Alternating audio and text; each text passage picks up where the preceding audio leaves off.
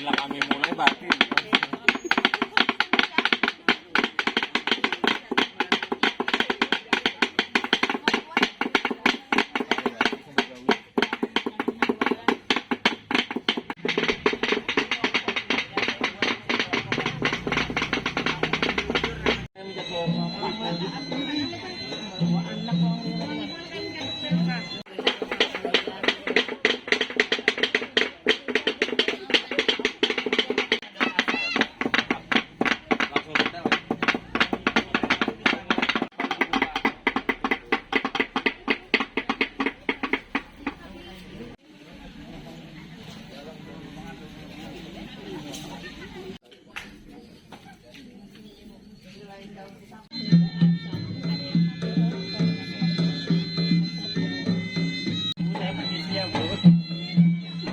Dari belakang.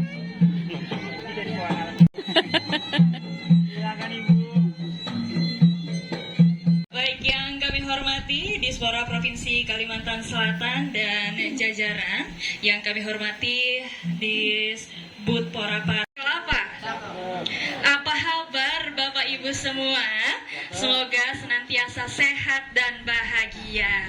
Boleh tepuk tangan untuk kita semua. Wabarakatuh. Waalaikumsalam warahmatullahi wabarakatuh. Selamat pagi. Harus semangat dong. Selamat pagi. Pagi. Siap. Salam sejahtera buat kita semua.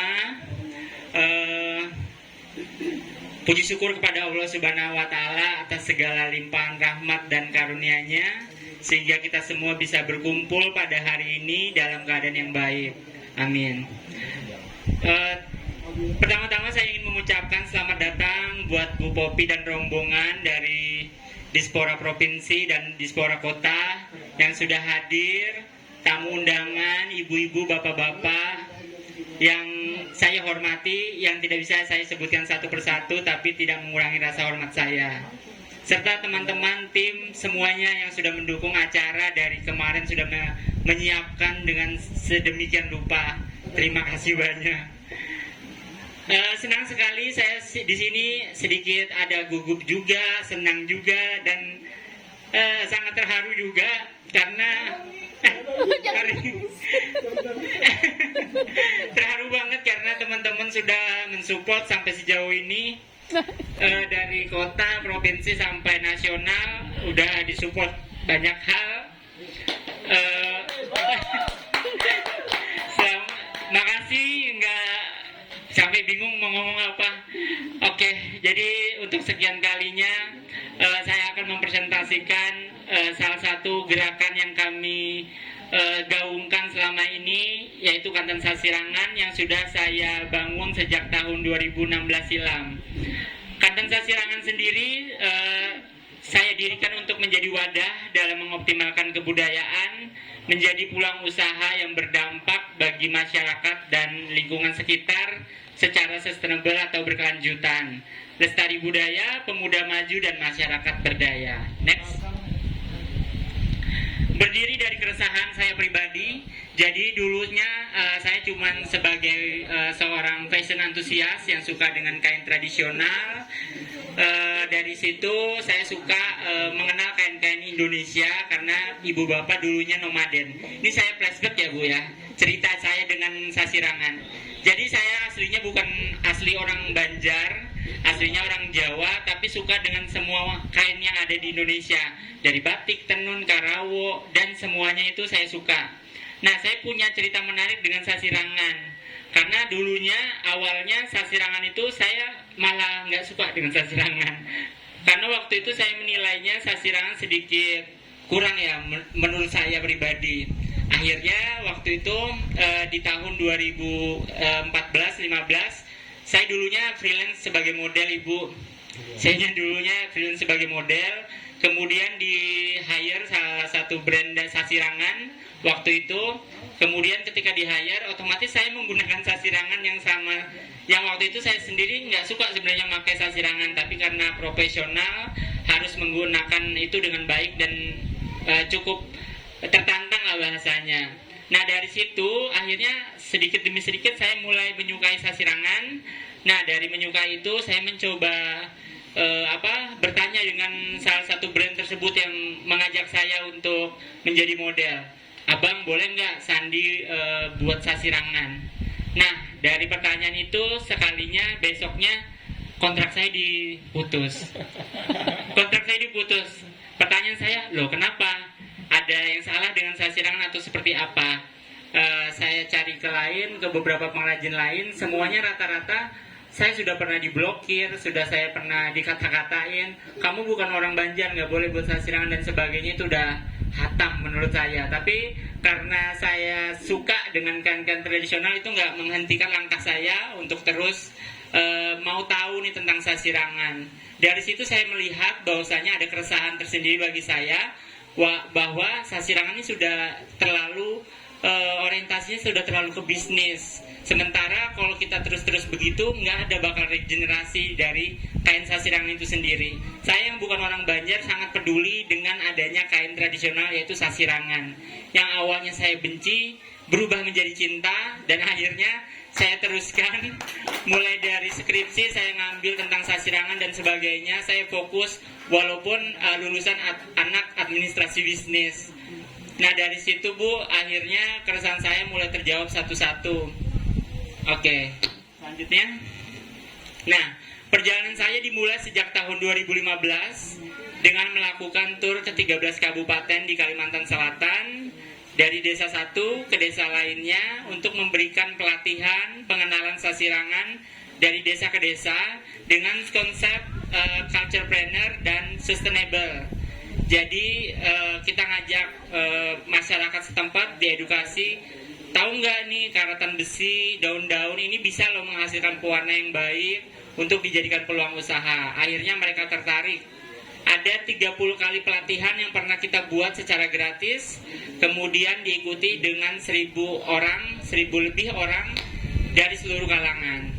Next. Dari pelatihan tersebut akhirnya lahirlah dari semua perjuangan dan perjalanan tersebut lahirlah brand-brand baru, brand-brand yang pernah kita latih jadi peserta kita.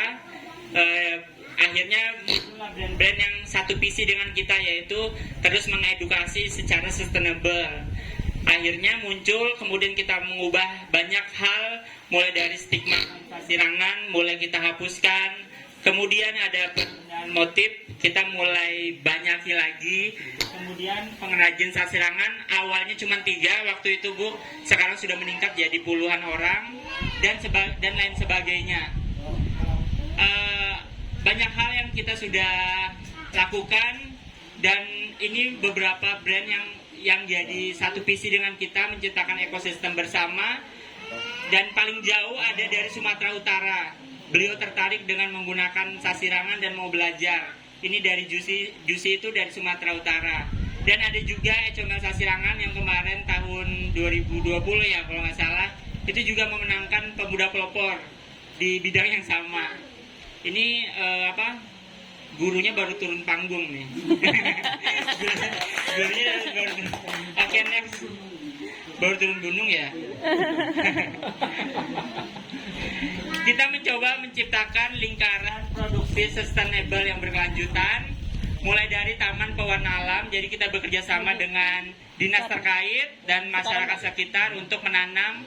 Yang paling banyak kita tanam adalah pewarna indigo vera. Nah dari pewarna tersebut menghasilkan pewarna yang cukup disukai dan kita produksi untuk produksi.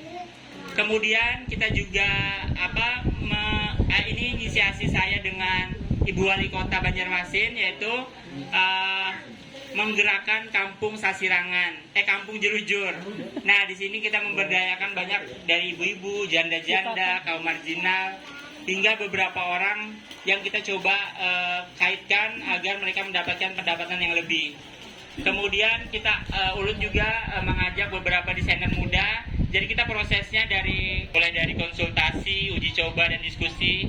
Biasanya semua programnya ini berkaitan dengan kemauan apa yang ada di masyarakat dan mitra.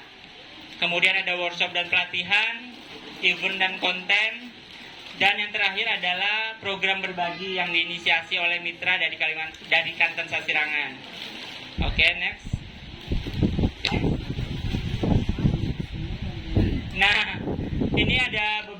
pencapaian dari Ikatan Sasirangan baik lokal maupun internasional. Ada beberapa yang terakhir yang kita pernah ikuti adalah Karisma Event Nusantara dari Kemenparekraf di Jakarta waktu itu. Next.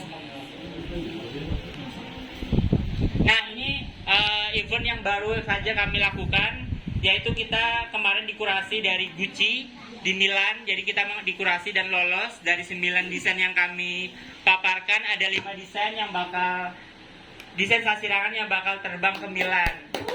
Wah, luar biasa banget. Jadi Sasirangan bakal goes to Milan. Amin. Ini ada 5 desainnya. Oke, next. Izin saya ingin memberikan video perjalanan ke peloporan saya.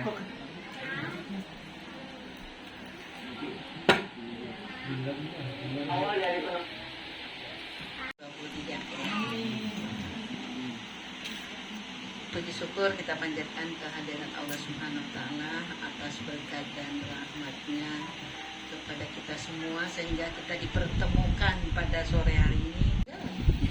Saya pemalu. Ya itu ya, berarti mungkin mempersiapkan ya Pak ya selama ini. Alhamdulillah. Kita masuk aja ya langsung.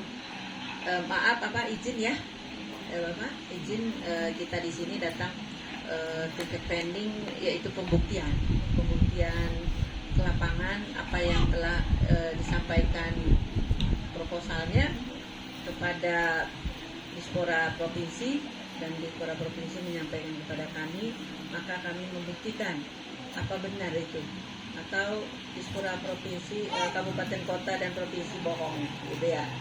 Nah gitu, jadi kami pembuktian namanya ya. Di sini kami bukan menyudutkan, tetapi lebih pendekatan, lebih menggali, gitu ya, lebih menggali. Dan kalau agama, sosial, budaya itu beda dengan pendidikan tadi yang saya pending. Jadi agama, sosial, budaya itu lebih kita apakah sebagai pencipta, apakah sebagai pengembang atau sebagai pelestari. Tapi Ibu lihat di sini mungkin sebagai pengembang dan pelestari, ya. Oke. Sandi, apa yang telah dijelaskan tadi terlihat jelas bahwa keterlibatan masyarakat, dimanfaatkan masyarakat untuk membantu dalam kepeloporan ini. Keterlibatan pemuda sudah terlihat sekali untuk bidang budaya, ya. Nah, jadi kalau bidang budaya tidak diragukan lagi nih, Mbak Ida semua ya, itu dari provinsi bapak-bapak tidak diragukan lagi kalau untuk budaya. Setelah saya masuk saya lihat oh ini ternyata, apalagi si Sandi langsung ya, dalam artian terjun langsung melatih, mengajarin katakanlah ya, membina gitu ya untuk pembuatan kain Sasirangan ini. Apalagi tadi Sandi katanya melakukan pelatihan rutin kepada pemuda-pemuda yang ingin belajar untuk mengenal lebih jauh lagi kain Sasirangan ini dan mengembangkan sehingga dibawa ke bentuk modern seperti itu ya, sehingga bisa digemari dan disukai anak-anak muda dan disukai negara luar dan semua kalangan seperti itu ya, sudah terlihat sekali. Tapi Sandi kan mengambil agama, sosial, budaya, nah gitu loh. Berarti kalau mengambil 3 hal, itu 3 halnya itu harus saling berkaitan, walaupun presentasinya beda. Misalkan budayanya lebih banyak, misalkan budayanya 50%, tetapi agama dan sosialnya itu harus ada. Apakah itu 20-30% ataukah 20-25%, tetapi harus ada. Di sosial oke, sudah terlihat sedikit ya, tadi ada katanya tangan kita apa namanya, berbagi ya, berbagi oke. Terus tuh membuka lapangan pekerjaan bagi yang misalnya nganggur, bagi ibu-ibu rumah tangga, ataupun janda-janda yang kurang mampu, ataupun katanya tadi bahkan ada pemuda-pemuda yang mantan narapidana ataupun dia mantan pengobat lah ya, dalam artian seperti itu. Memang bagus. Oke, sosialnya sudah ada di situ, cuman lebih diperdalam lagi. Tapi agamanya deh, agamanya di mana gitu loh. Nah, itu ya. Jadi sama dulu waktu Fuad, kebetulan ibu juga yang PPNI. Nah, ibu juga kerja di situ. Kenapa nanti kamu diletakkan ke tim juri, itu akan dikejar. Nah, ketika Sandi tidak bisa menjelaskan ketiga hal ini, maka akan berpengaruh terhadap penilaian. Karena gini, kalau seperti agama, bidang pendidikan atau bidang pangan atau bidang inovasi teknologi, itu dia cuma satu. Tetapi kalau sumber daya alam, lingkungan, pariwisata dan agama, sosial, budaya, itu 3 dijadikan satu. Betul ya. Jadi agamanya harus terlihat. Misal ini, apa sih yang dihubungkan dengan kekayaan sesirangan ini? Apakah ada motif yang berbeda untuk kalau digunakan di acara keagamaan? Nah, seperti itu ya. Apakah sama saja motifnya? Itu loh. Misal seperti Sumatera Utara. Tadi kan ada Sumut ya. Ibu ambil aja Sumatera Utara. Sumatera Utara itu dia punya kerajinan yang dikatakan apa tuh? Kelentang yang di ini tuh ulos. Nah, tapi ulos jangan salah-salah loh kalau salah pakai. Kita pakai ke tempat pernikahan, sedangkan itu ulos untuk kematian. Nah, dia beda. Itu ulos ada mungkin seratnya ataupun motifnya. Saya kurang tahu, itu ada waktu itu dijelaskan, sehingga dia ada waktu itu bawa ke saya, bawa waktu dia ini Bu, untuk ibu, ini untuk apa? Nanti salah loh gunain. Enggak, ini untuk pesta gitu loh. Jadi ada yang untuk pesta, ada yang untuk duka, istilahnya kematian, ada juga yang untuk semacam acara-acara keagamaan. Misalkan kalau di kita, kalau di dia kan mungkin agama dia beda ya. Nah, kalau di kita mungkin acara Isra Mi'raj, acara misalkan Maulid Nabi, atau acara Tahun Baru Islam, seperti itu. Nah, itu dilihatkan karena hubungannya apa gitu, kain sesirangan dengan agama. Itu loh Dek, paham ya? Nah gitu, karena nanti akan dikejar di situ. Seperti itu ya. Nah, waktu itu tolong nanti kamu jelaskan apa yang harus kau lakukan. Ya, ibu mau dengar. Terus di sini itu pelatihan yang dilakukan itu ada rutinitasnya atau tidak, nanti tolong dijawab juga ya. Terus di sini ibu lihat ini banyak pajangan ya, dari sana sampai sini nih. Ini dapat modal dari mana gitu. Nah, seperti itu ya. Coba silakan jawab itu dulu. Pertama kali saya mau jawab tentang keberadaan dari bidang agamanya sendiri. Jadi kita dari 2017 sudah mencoba mengkaitkan Sasirangan dengan keagamaannya dari segi produk, Bu. Jadi kita ciptain produk mulai dari mukena, kopiah, kemudian ada sejadah, atribut yang walaupun masih arahnya itu mayoritas ke agama Islam. Karena di Banjarmasin sendiri itu kebanyakan agamis, Bu, orang-orangnya. Jadi itu menjadi salah satu kalangan atau pangsa pasar yang kami ingin tuju dengan menyiapkan bahwasanya bisa kita kaitkan motif-motif Sasirangan tertentu untuk sebagai atribut di keagamaan tersebut. Itu untuk keagamaannya, Bu. Tadi saya mungkin lupa menjelaskan kali ya. Nah, untuk yang kedua itu perihal produk-produk semua ini, Bu. Jadi kita itu udah berjalan dari tahun 2016. Semuanya yang awalnya kami mandiri, yang awalnya saya pribadi arahnya itu ke bisnis, tapi lebih menjawab keresahan saya pribadi, hingga akhirnya saya mulai berpikir, ini bisa dipakai untuk memberdayakan banyak orang. Akhirnya mulai kita bangun konsep itu culturepreneur untuk sustainable dari dari semuanya. Jadi semuanya ini awal pertama kali itu cuman modal 1 juta Bu. Itu hasil dari sisa dari uang beasiswa saya yang saya pakai. Kemudian sempat terhenti karena waktu itu kami kan ngajarnya secara gratis nih Bu kepada desa-desa tertentu, sampai akhirnya mulai banyak orang-orang yang mau kami ajari juga, tapi membiayai Sasirangan tuh nggak semudah itu Bu. Jadi banyak banyak keperluan atau bahan yang kami gunakan. Akhirnya kami kepikiran, oh kayaknya apa yang sudah kita latih, kita mendapatkan hasilnya itu kita jual. Akhirnya dari situ kita mendirikan Kantan Sasirangan sebagai wadah untuk semuanya tadi. Jadi dari uang Kantan Sasirangan tersebut kami sebagian persennya kita alirkan untuk pelatihan gratis. Dan sekarang kami fokusnya pelatihan gratisnya ke kasih Bu. Jadi anak-anak sekolah dari mulai TK sampai SMA. Nah seperti itu. Insya Allah bisa menjawab. Terima kasih Bu. Memasarkan, hanya memasarkan dan begitu ya. Untuk apa buat pemuda pelopor? Uangnya kecil loh pemuda pelopor itu. Mau.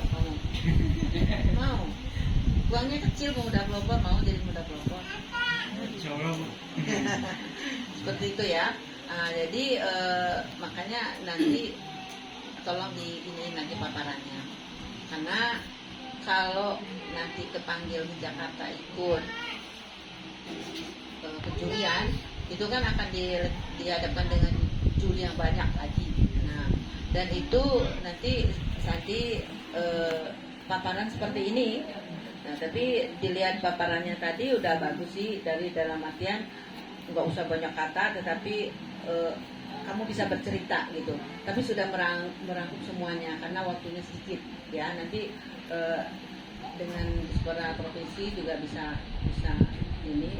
Tadi sudah saya sampaikan bahwa waktu-waktu yang ditentukan dari pusat itu cuma sedikit. Nah, di situ memuat memuat paparan kita. Di situ juga ada video perjalanan seperti tadi bagus. Terus nanti ada testimoni ya, ada testimoni. Nah, apapun kalau kita sudah siap bertarung di kompetisi itu, apapun pertanyaan yang diserang oleh juri itu kita harus bisa menyikapinya, kita harus bisa mempertahankannya. Nanti bisa saja pertanyaan-pertanyaan itu menjebak, ya. Tapi yakin kalau Sandi memang melakukannya, Sandi yang membuat, Sandi yang mempunyai ide, Sandi yang mengembangkan, Sandi yang melestarikannya ini semua, maka tidak akan terbentur dengan apapun bentuk pertanyaan.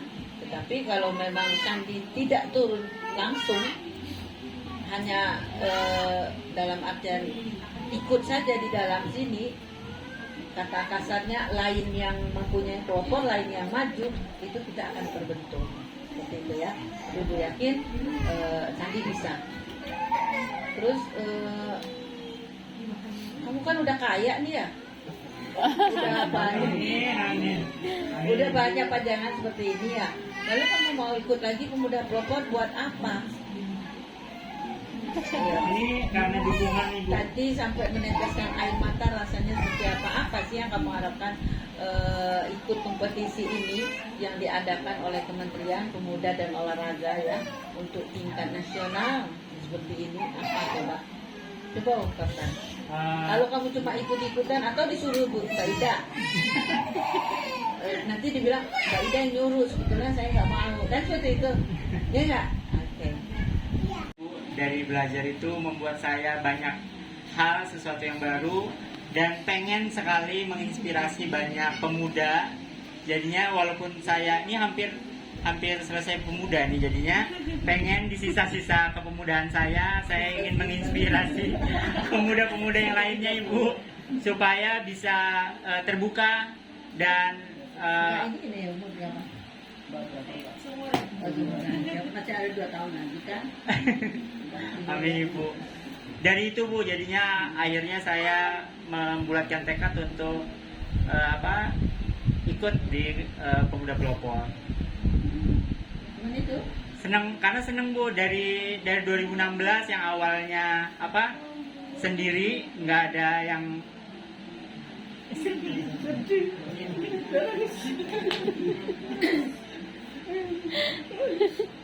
nyari teman dong biar nggak sendiri.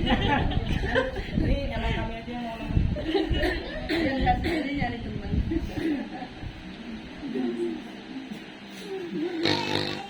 Di sini tempat orang tua. program. Oh, nggak Ini sendiri. saya tinggal sama tante saya.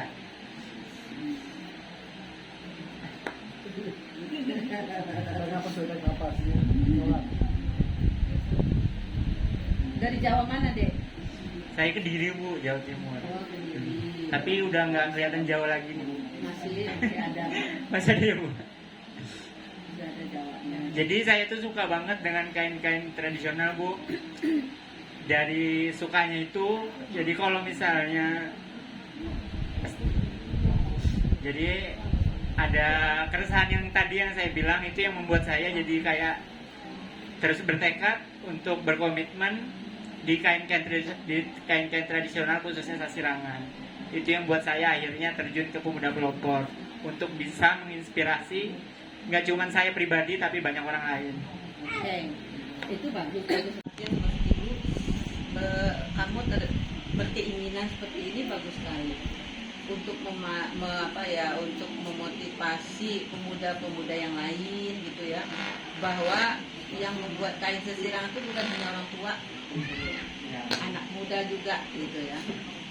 Dan dia nggak punah gitu ya. Jadi kita yang pemuda ini berkewajiban untuk melestarikannya dan mengembangkannya supaya ini jadi modern gitu. Jadi sesirangannya itu nggak menonton seperti itu saja. Nah, itu memang tugas anak muda gitu ya. Terus nanti beda loh nanti kalau sudah menjadi pemuda pelopor gitu ya. Nah, kamu lihat kan ada suku adat. Nah, beda, pasti beda. Tampilan kita beda, orang memandang kita juga beda. Nah, dan di situ juga kita ada dalam artian ketika kita bertarung di pusat, ternyata orang yang mengangkat budaya itu banyak sekali anak muda ini, gitu loh. Nanti yang bidang agama sosial budaya itu aja berapa orang? Di situ kamu bertarung lagi. Coba dari kita setiap provinsi mengirimkan, berarti berapa coba? Nah, dikerucutkan lagi itu cuma mau ngambil berapa? 3 besar. Nah itu. Berarti kalau kita dapat di 3 besar kan hebat, itu bagus ya. Nah, itulah betapa bawah budaya ini diangkat oleh anak muda. Nah, ketika dia terangkat dalam Pemuda Pelopor ini nanti, maka dia dilirik banyak. Maka jadi ada wirausaha muda, ada apa nanti di Kemenpora itu, ini adik-adik temenmu buka aja di web Kemenpora. Di situ banyak sekali inspirasi untuk anak-anak muda ini yang kreatif seperti itu ya. Nah, apalagi ketika ini sasirangan ini kan sebetulnya terkenal ya, kalau dianggap biasa saja, bisa saja ini hal biasa saja karena memang dari dulu di Kalimantan kain sasirangan. Tetapi kenapa kadang-kadang ibu mengorbitkan yang kata biasa saja menjadi luar biasa? Nah, karena ibu berharap itu tadi ketika ibu lihat ini jadinya begini gitu. Jadi dia kaya, tahu kan? Jadi kaya gitu loh budaya kain sasirangan itu bukan hanya seperti itu saja. Nah, nanti dikembangkan lagi. Cuma itu ya, jangan terlepas dari agama dan sosial. Nanti berdiri sendiri budayanya juga nggak bisa. Karena bidang kita itu sudah mengikat seperti itu. Nah, disitulah seninya sebetulnya. Nah, tadi kita ada agamanya tuh kita angkat ini kegiatan-kegiatan di agama Islam karena kita Muslim. Itu berlaku agama sosial budaya itu berlaku untuk semua agama. Misalkan di Bali nih dia mengangkat agama sosial budaya lalu agamanya dia agama Hindu, nah dia angkat, silahkan gitu ya, kita tidak mempersoalkan itu. Nah itu munculkan gitu ya, seperti itu ya. Semangat ya, semangat ya, Semangat. mau dipanggil Mau.